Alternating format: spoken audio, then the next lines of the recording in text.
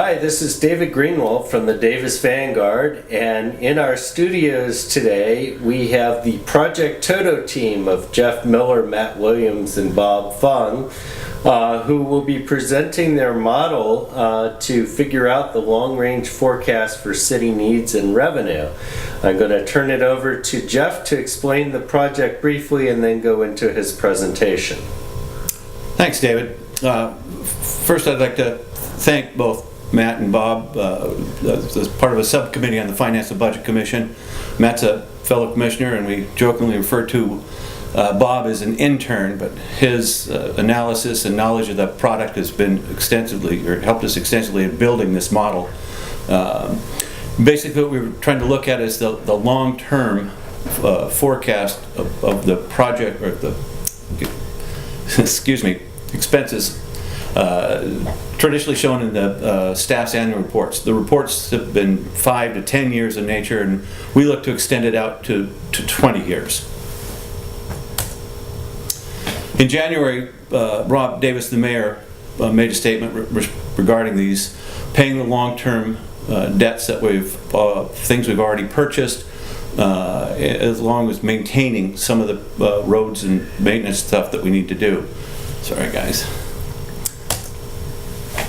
A couple of questions we asked ourselves in getting it started is, what aren't we paying for, and how much of a hole are we actually in?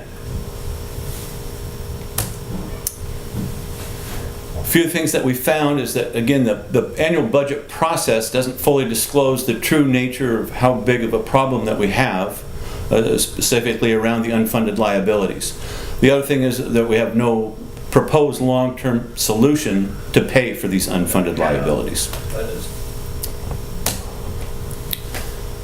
So here's a few of the things that we found. We built, in building this model using Analytica, which is a product from Lumina Decision Systems, use it in building a forecasting and a planning model.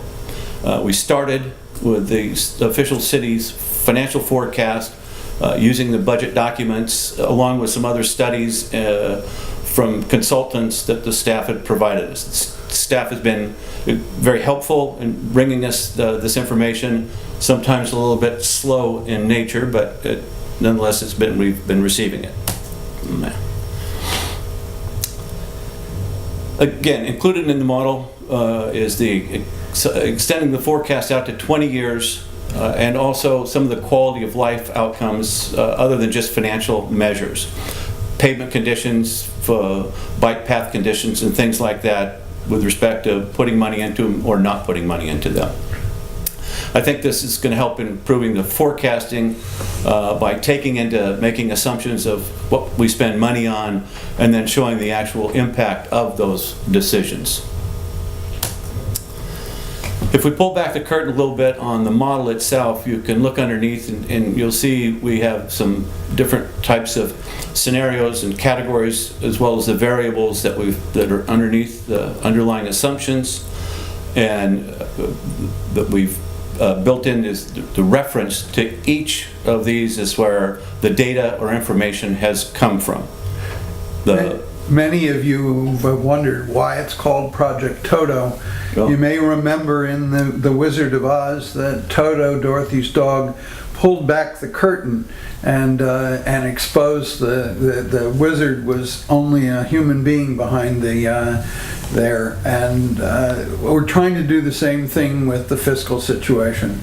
The limitations on the budget, which are imposed by state law, we want to see what's behind the curtain, the things that can't get on the budget because we don't have enough revenues. Thanks.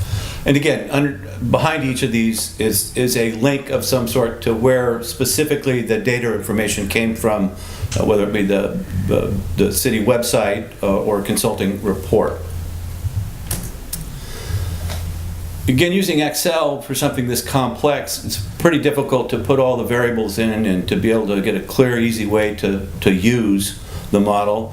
So Bob has built this in the Analytica with a simple dashboard on the front end of it. Just to start, we'll go into the model a little bit and show how it actually works, but trying to get through it without having the model may not get through correctly doing the demonstration. We're just going to show via the PowerPoint presentations. The initial assumptions that the city has made is what we put on this first page here, with 0% from the cost of living increases, keeping the current pavement plan as well as the current bicycle path plan, and the assumed rates of 7.25% and 7.5% for the OPEB and pension returns. We'll talk a little bit more about the revenues and the forecast side of this in a little bit. So if we, essentially what the city has in their documents and what this shows right here is that we haven't any problems. There's a positive reserve balance through the next 20 years. For the little tail or blip in that graph, that shows where the sales tax ends in 2020 as it's proposed to do. Okay, so we decided what happens if we look at some reasonable scenarios. First one we looked at was a 1% decrease in the discount rate for the pension and medical retiree plans. That would move us into approximately $70 million deficit over that 20-year period of time.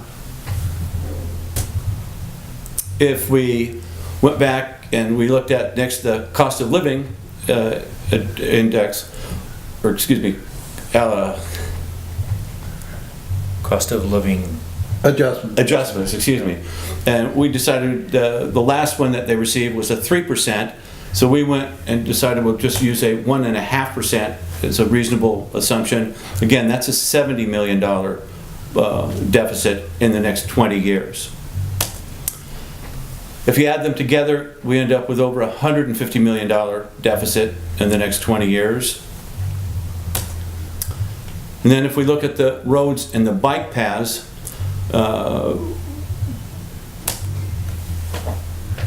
our starting point on this is the reports that the staff has provided to council using Nichols Engineering as their expert advisors. And what they found is that Davis's current roads are below the statewide average. And if you look at the towns that are near us, substantially below those. A lot of people have said we think of Davis as an above average city, but if you look at the conditions of our roads, it's not consistent with that sense we have of ourselves. So if we continue the existing funding that the city has now planned for the roads, again, we stay in above the zero line. If we do that, however, using that pavement condition index, we go from 63 down into the 30s. The problem with that is as you move down that PCI index and get down into the 30s, it starts getting incrementally more expensive to fix those to where you eventually have to completely reconstruct the roads. So it moves to 2, 3, 4 times as much if we let them deteriorate with not putting any money into them now. So there's a graph showing the current budget. Again, shows positive cash flow at the end of or positive deficit at the end of the 20 years. But if we maintain the current conditions, again, we're down to close to $100 million in deficits. So if we add all of that up together, just using those reasonable assumptions, we end up with we're about $300 million in the hole. So next we thought we'd look at is the revenue side of this, how we can address these issues and how to offset that. First, we took into consideration if we extended the sales tax additional 8 years, that would bring us to a $250 million in the whole situation. If we permanently extended it, that would reduce that liability to $150 million. We've got 3 hotels, one of them just approved the other day. If all 3 of those are approved and up online, that would reduce the deficit in 20 years to around $100 million. And finally, we looked at the parcel taxes, how would we bring this back to zero if we move the current $49 parcel tax up to $200 a parcel. That would about bring the line back to zero in 20 years. That's a permanent parcel tax, and it's actually 200 over the existing 49, so we're talking about $250 per parcel forever. But again, we have not yet got the parks and building structures incorporated into the model just yet. Of the 315 million, we just estimated about half of that, added 150 million in. So even with the sales tax, hotels, and $200 parcel tax, we're still $150 million in the hole. And you ask why we did 50%. The staff has gone back realizing that their $315 million number was very high and unaffordable, so they're back sharpening their pencils and figuring out how to try and do more with less.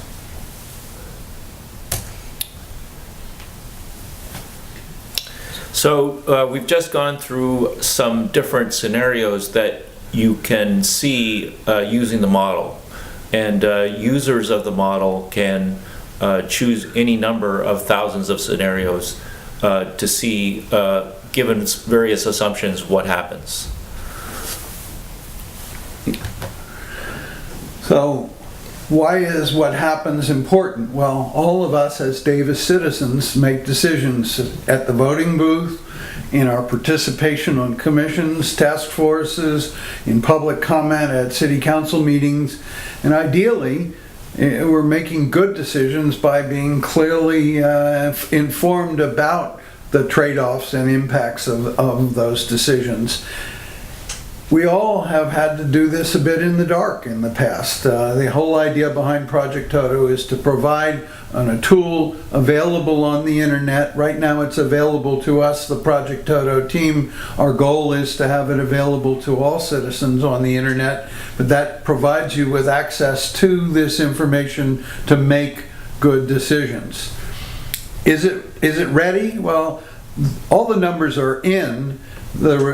As we said, the parks looked at the fact that their number of 315 million was a big lift, and they're trying to do better. We're waiting for updates from them on that.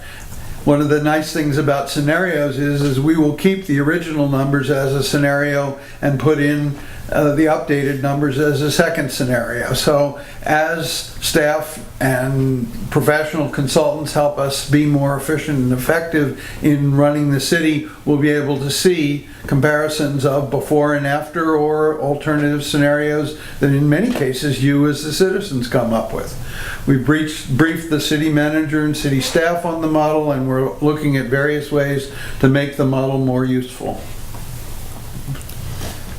So, the call to action is that we've developed a petition. We'll show you here in a minute. We should have that online as well. We're looking for signatures on that, specifically asking the city manager to adopt a 20-year budget forecast model that includes all of the unfunded liabilities and expenses, as well as some sort of plan as to how to take care of those.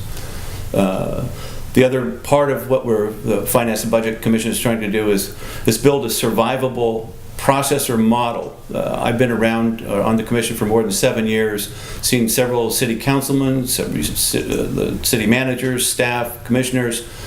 What we're looking to try to do is build something that survives all of that. That every 2 years, when we have a new city council or we have a new city manager, there's new goals or they're setting, that at least there's some process or model that we can monitor what the city staff has proposed to the city council, and the city council's adopted, that the Finance and Budget Commission can monitor to see that those things have actually occurred. Next, there's the petition. Again, we'll have that online as well as in the presentations. And next we're going to do is to go into the actual live demonstration. Thank you, everyone. Thank you. Thank you. Thank you guys for doing this, and